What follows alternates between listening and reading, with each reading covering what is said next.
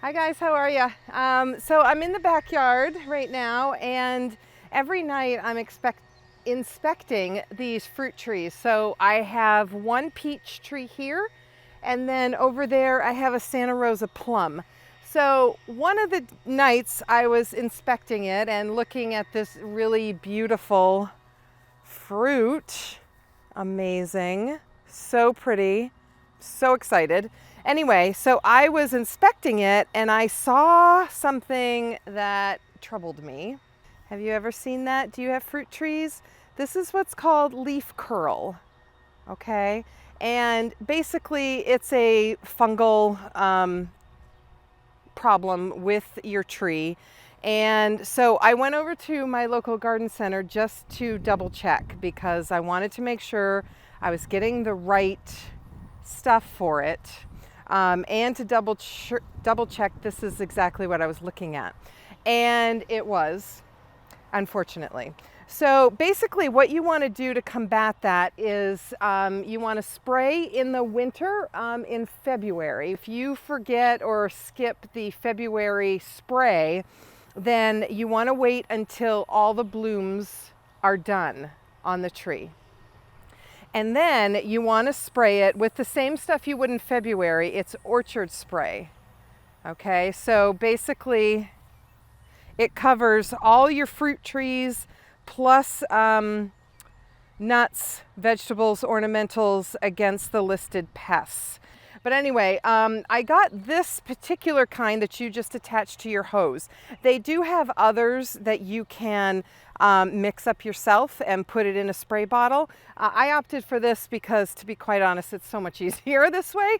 But if I had more trees, it might not be as cost effective to just keep buying a ton of these. So this one will actually last me for this time. And what you want to do is you want to start from the top down and then the bottom up, because you want to get the leaves and you want to get the underside of the leaves as well. So you want to really soak down this tree in order to make sure that these leaves are coated, and the trunk as well. Okay, so that's essentially what we're going to do. I haven't seen any issues with the plum tree, but we're gonna get it anyway. All right, so that thing is dripping. It is soaking wet, and that's the way you want it. And I waited for also a day when it wasn't going to rain the next day or the next couple of days, because I want it to really be able to soak in. If you spray it and then it rains the next day, I recommend spraying it again, because you just never know how much of it actually took, that kind of thing. So we're going to do the same thing over here. If I can get enough hose. Okay.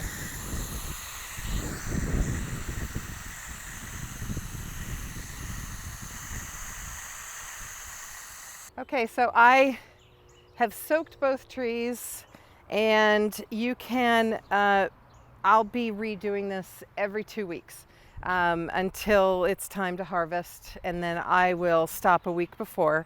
But now I just need to keep after it, just to make sure that I don't see any more leaf curl. I've got one that's starting, so I just don't want to see any more. And we want to get some nice healthy fruit. So I'm so excited that I'm actually seeing fruit. It's starting to color, and yeah, it's all very exciting. So that was on the agenda for today. The other thing is we have a cold hardy fig tree that I started as a little tiny bare root, and I've had it growing under grow lights all this time, and it's started to grow up through the grates. So I'm like, all right, it's time. So we're gonna go over and take a look at that now. Okay, so here we have our cold hardy fig tree. What I want to do is I want to get it out of this container and put it in this big guy. This is where we had one of my climbing roses that I have since taken out and planted. So I'm going to plant it in here, and I already have the drip to it because I had it for the roses. So once we get the drip set up for our containers, then it'll be watered by drip and I won't have to worry about it. So once this gets probably too big for its pot, I will have to figure out where to put it in the landscape. But right now, this is all I'm doing for it. So I have it topped up with organic soil. I'm going to put in some of my biotone starter fertilizer to help its root development, which is also organic. So that will help its roots. And don't mind all this cardboard on the ground. We're dealing with a massive, hard to kill weed problem in this area. And so we weeded it and then we put down this cardboard and then we're going to top it with mulch. And so I won't be planting here this year in this bed, which is fine because it's full enough for right now. But in the meantime, I want to kill off that weed. So that's why it looks so horrible right now. Oh my goodness, look at these amazing roots. So it has been watered from underneath in this container. It's a self-watering container.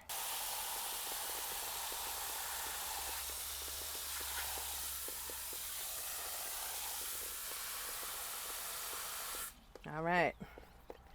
Oh, it's gonna love it here. It gets, it doesn't get all day sun because of this little corner here. It kind of takes longer than the rest of the backyard to get what it needs for sun, but it gets at least 6 to 8 hours of sun once it comes up over the house. So it is in full sun right now and a nice big pot with fresh soil. Loves it. Okay, so we've got a couple more things to plant that are really fun, although maybe not as fun as this one because they're just bulbs, and I'll show you. So as you can tell, I'm really liking the pinks and the purples and the whites in here. It's really beautiful.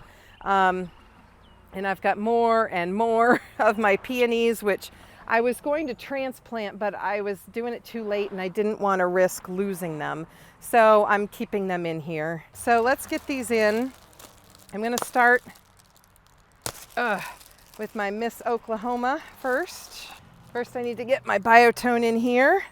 I have fresh soil in. You can see the roots. This is its growth point. Okay.